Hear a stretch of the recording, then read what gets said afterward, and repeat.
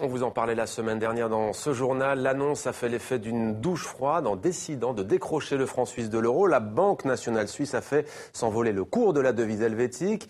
Elle a aussi plongé dans l'embarras les 2500 VIP, si l'on peut dire, attendus dès demain au Forum économique mondial de Davos. On retrouve à Genève notre correspondant Michel Cerutti.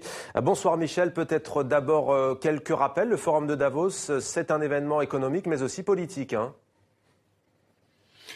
Oui, avec les années, c'est devenu un rendez-vous incontournable des grands de ce monde. On en est à la 45e édition cette année. 2500 personnes sont attendues, parmi lesquelles 300 chefs d'État, présidents, ministres, les dirigeants des plus grandes entreprises, des journalistes, des économistes. Enfin, tout le monde est là dans ce rendez-vous afin de pouvoir débattre, discuter des problèmes actuels de ce monde. C'est ce qu'est devenu le Forum économique mondial avec les années. Une fondation à but non lucratif, mais qui pèse d'un poids certain aujourd'hui dans la marche du monde et qui a comme rendez-vous principal ce forum sur 3-4 jours à Davos au mois de janvier.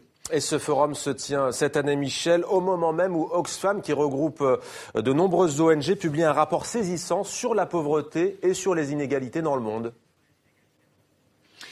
Oui, l'un des thèmes principaux, ou le thème général plutôt, du Forum économique mondial cette année, c'est confiance et stabilité. Et ce, alors qu'Oxfam explique qu'aujourd'hui, en 2014, il semblerait que 1% des plus riches détiennent le 48% du patrimoine mondial et que ce même pourcent pourrait avoir la moitié des richesses du monde en 2016.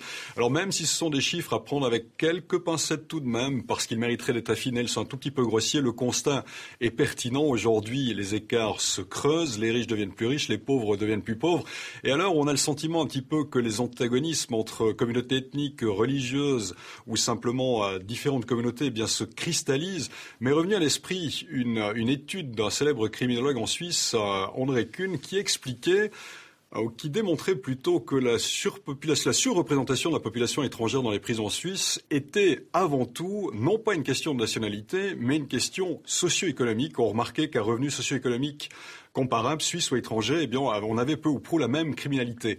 Et donc, les puissants de ce monde qui se réunissent à Davos pour discuter des problèmes actuels de ce monde doivent certainement réfléchir à la présence et à l'équilibre de l'économie dans le monde et au déséquilibre qu'ils peuvent créer. Michel Cerutti à Genève pour TV5 Monde. Merci Michel, et on a pu le voir sur les images lorsque vous parliez. Le forum a dès maintenant ouvert ses portes.